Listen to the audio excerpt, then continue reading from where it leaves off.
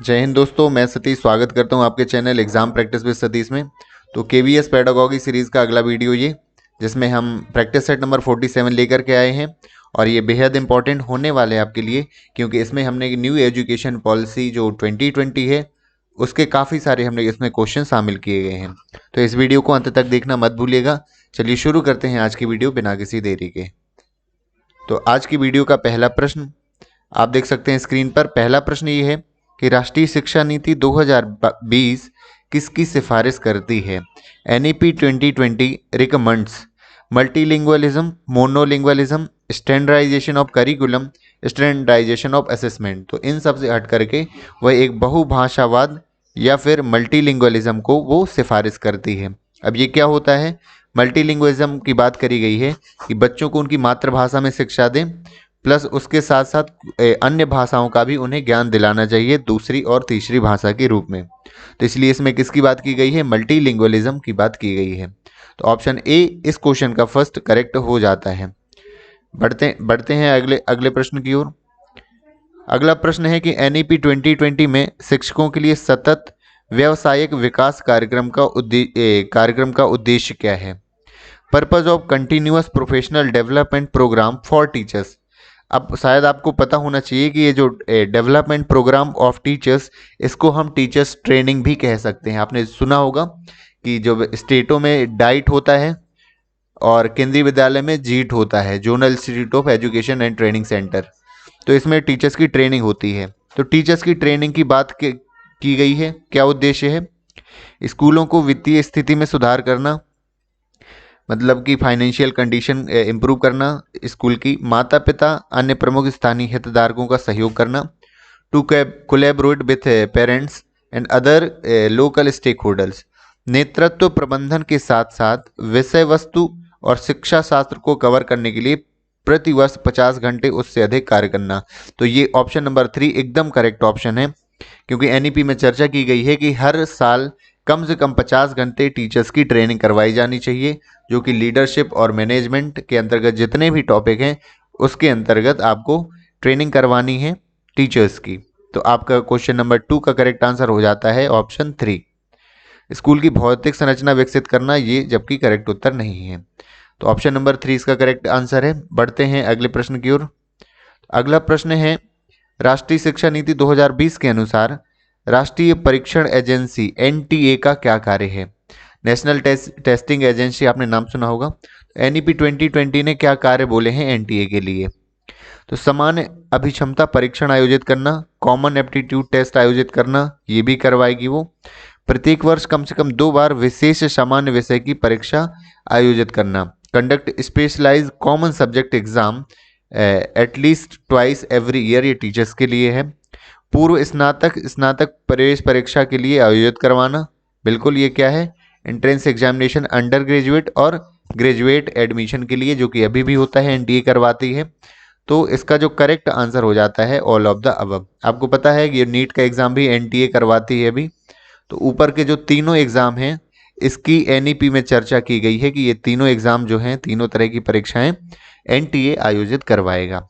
तो option number इसका 4 correct हो जाता है इस क्वेश्चन के लिए। बढ़ते हैं अगले प्रश्न की ओर। एनईपी 2020 के तहत निम्न में से कौन शिक्षार्थियों के समग्र विकास की दिशा में एक चरण नहीं है? इसमें क्वेश्चन पूछा है कौन सा नहीं है होलिस्टिक डेवलपमेंट ऑफ लर्नर्स के लिए।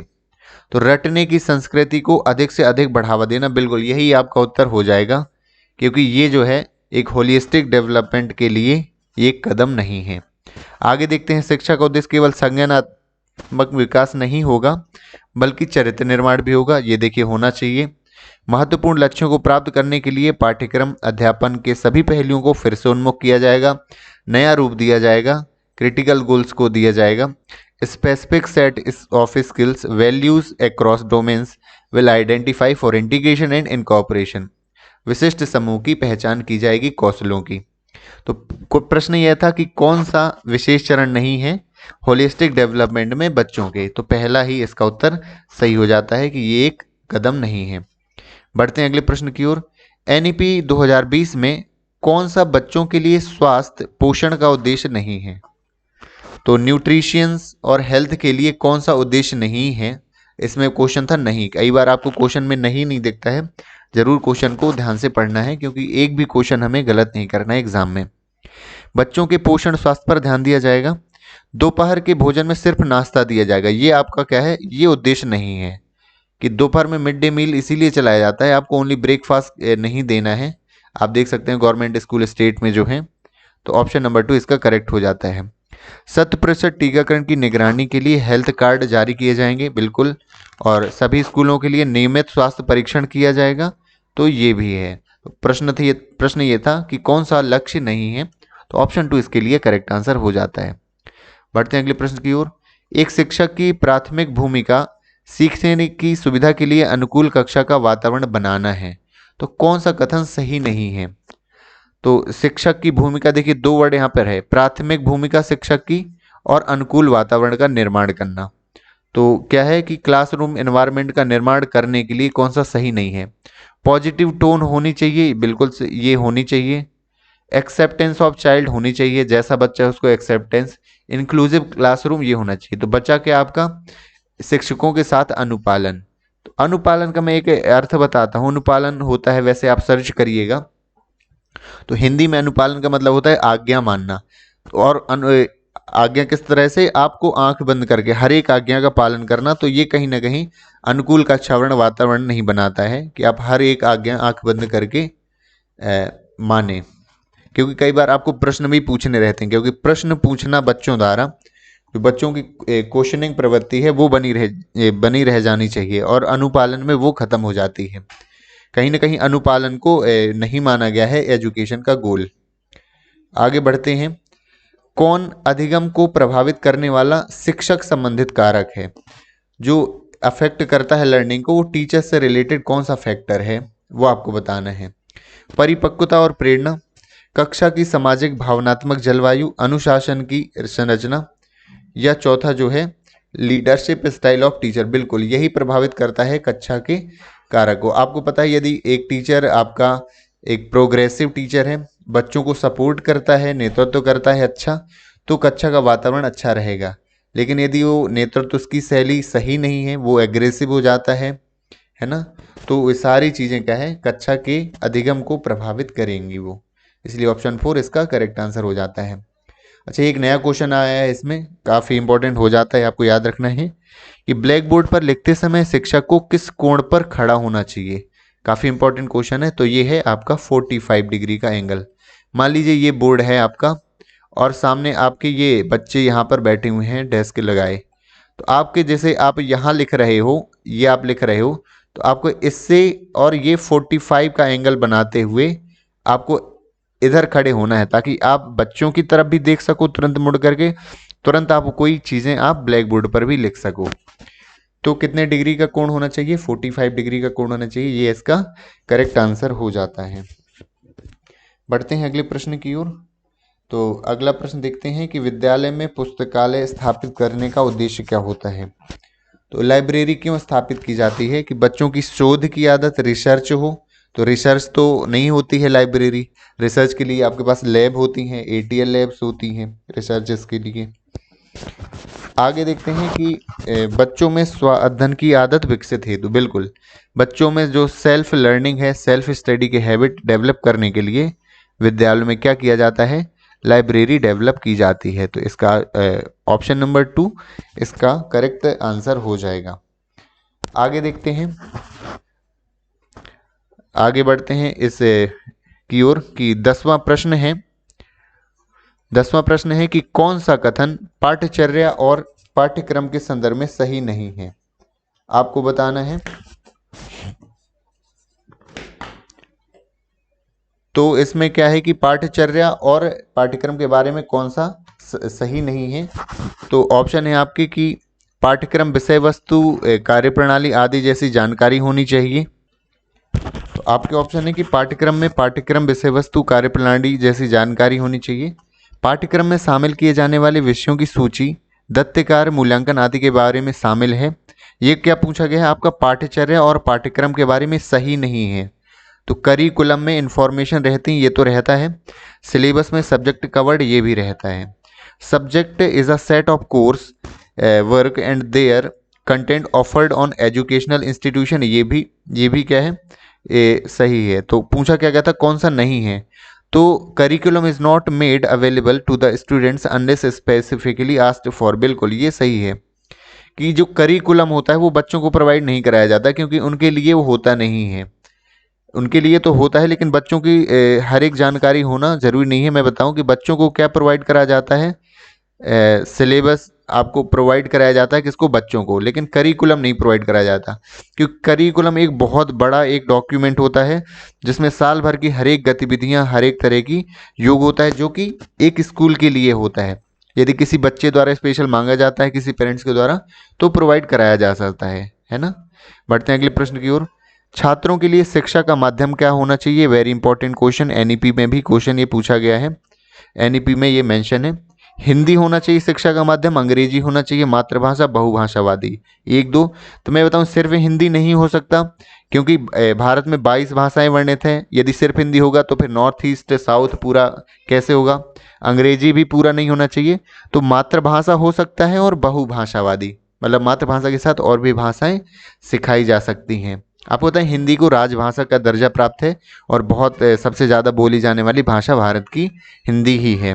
तो ऑप्शन ये तीसरा और चौथा आप देखिए, ऑप्शन नंबर 3 में मेंशन है कि मातृभाषा सिखाई जानी चाहिए और बहुभाषावादी। मान लीजिए साउथ में कहीं कन्नड़ चल रहा है, तेलुगु चल रहा है, तो उसके साथ आप हिंदी और इंग्लिश इन भाषाओं को रख सकते हैं, और रखेंगे ही, ये एनईपी में मेंशन किया हुआ है। निम्न में से कौन सा योग्यता आधारित शिक्षण अधिगम से संबंधित नहीं है? Which is not related to competency based teaching learning. मैंने एक कॉम्पिटेंसी बेस्ड एजुकेशन की 2-3 वीडियोस भी बनाए थे, आप देख सकते हैं पुरानी वीडियोस में। तो एक संबंधित नहीं है, पूछा गया है क्या कि नहीं है, तो इसको जरूर ध्यान में रखना। एक पाठ को छोटी इकाइयों में विभाजित किया जाता है, बिल्कुल किया जाता है। प्रतियोगिताओं या कॉम्पिटेंसीज को क्या किया जाता है, सरल से जटिल व्यवस्थित किया जाता है, किया जाता है। प्रत्येक योग्यता पिछली योग्यता पर आधारित है, बिल्कुल ये भी सही है। अगला देखते हैं कि सभी योग्यताओं का शिक्षण अधिगम एक साथ किया जाता है, ये गलत हो जाता है, और यही पूछा गया था कि कौन सा गलत है, कौन सा संबंधित नहीं है। टीचिंग लर्निंग जो है सभी कॉम्पिटेंसी का साइमल्टेनियसली नहीं किया जाता है, एक साथ नहीं पढ़ाया जाता है। बढ़ते हैं अगले प्रश्न की ओर। श्रव्य सामग्री में क्या शामिल है? आपको ये पता होना चाहिए कौन से ऑडियो मटेरियल्स हैं, कौन से वीडियो हैं, कौन से ऑडियो वीडियो हैं। जैसे टीवी जो है ऑडियो विजुअल में आता है, देख भी सकते हैं, सुन भी सकते हैं, दोनों दिखाई देता है उसमें। श्यामपट जो होता है वो कैसा रहता है, दृश्य या फिर आपका विजुअल है आपका मटेरियल। खिलौने कैसे हैं, वो विजुअल है। लेकिन जो ग्रामोफोन है ये पहले प्राचीन काल में पहले यूज होता था, एक टेप रिकॉर्डर की तरह होता है जिसमें सीडी लगी होती है और जिसमें आपको सुनाई जाती है, उसमें जो रिकॉर्डिंग होती है। तो ग्रामोफोन जो है वो एक श्रव्य सामग्री है, ऑडियो मटेरियल है। इस प्रश्न का सही उत्तर हो जाता है। बढ़ते हैं, निम्न में से कौन आईसीटी के सूचनात्मक उपकरणों के उदाहरण हैं? तो इंफॉर्मेटिव टूल आईसीटी का कौन सा है? कोई वीडियो क्लिप से इंफॉर्मेशन मिलती है, स्प्रेडशीट से मिलती है, चैट से, या वर्ल्ड वाइड वेब? बिल्कुल आपने ये सबसे सटीक उत्तर हो जाता है। ये जो आपने पता होगा वेबसाइट रहती हैं www, आप बहुत सारी वेबसाइट आप सर्च करते हैं, वो एक क्या है, इंफॉर्मेशनल टूल है आईसीटी का। बढ़ते हैं अगले प्रश्न की ओर। एक छात्र की विशेष शैक्षणिक क्षमता के अवलोकन में क्या शामिल है? आपको ऑब्जर्वेशन करना है किसी स्टूडेंट की स्पेशल एकेडमिक एबिलिटी का, तो आप क्या करेंगे, more attention to area his interest, बिल्कुल ये अपने नहीं है, आप इसको उसके कर लीजिए कि बच्चे के, उसके हितों के क्षेत्रों पर अधिक ध्यान देना, जो उसके इंटरेस्ट के एरिया हैं, यदि आप उन पे अधिक ध्यान देंगे तो आप क्या कर पाएंगे, ऑब्जर्वेशन कर पाएंगे उसकी स्पेशल एकेडमिक एबिलिटी का। दूसरा क्या है, फिजिकल स्टेचर, ये भी नहीं होगा। दूसरी क्षमताओं और कौशल को स्वीकार करना, अतार्किक उत्तर देना, इलॉजिकल आंसर देना, ये भी इस प्रश्न का सही उत्तर नहीं होगा। बढ़ते हैं अगले प्रश्न की ओर। यदि शिक्षक को कक्षा में कोई समस्यात्मक बच्चा मिल जाए तो उसे क्या करना चाहिए? ये कोई प्रॉब्लमेटिक चाइल्ड है क्लास में, तो क्या करना चाहिए? आपको पता है क्या कहलाता है समस्यात्मक बच्चा या प्रॉब्लमेटिक चाइल्ड? वो कहलाता है यदि बच्चा जो है मान लीजिए बहुत शैतानी कर रहा है, वो इस तरह है जो कंट्रोल से बाहर है, और कोई ऐसा बिहेव कर रहा है जो एक्सेप्टेबल नहीं है किसी क्लास के लिए, स्कूल के लिए, तो क्या करना चाहिए आपको? घर भेज देना चाहिए, बच्चे की तरफ ध्यान नहीं देना चाहिए, पनिश करना चाहिए, या काउंसलिंग? बिल्कुल यही सबसे सटीक उत्तर है। कभी भी इस तरह का क्वेश्चन आ जाए कि एक छात्र कई छात्रों को मारता है, परेशान करता है, तो क्या करना है? ये काउंसलिंग या फिर गाइड वाला जो भी ऑप्शन आपको दिखे वो आपको करेक्ट करना है, आपका सही आंसर हो जाएगा। बढ़ते हैं अगले प्रश्न की ओर। प्रारंभ के मनोविश्लेषणात्मक दृष्टिकोण को किसके द्वारा आरंभ किया गया? परामर्श के। तो psycho analytic approach of counselling was introduce by Freud. तो जो फ्रॉयड हैं उन्होंने क्या परामर्श का मनोविश्लेषणात्मक दृष्टिकोण, जो काउंसलिंग ये क्या कहलाता है? जब कोई बच्चा है उसकी हम काउंसलिंग कर रहे हैं, या तो कैरियर हो सकता है काउंसलिंग, या फिर कोई ऐसा व्यवहार कर रहा है, कुछ ऐसे प्रॉब्लम है, तो मनोविश्लेषणात्मक क्या कहते हैं कि सारे उत्तर उससे ही निकलवाना, ये कहलाता है आपको पता, अचेतन मन कहलाता है। अचेतन मन क्या कहलाता है?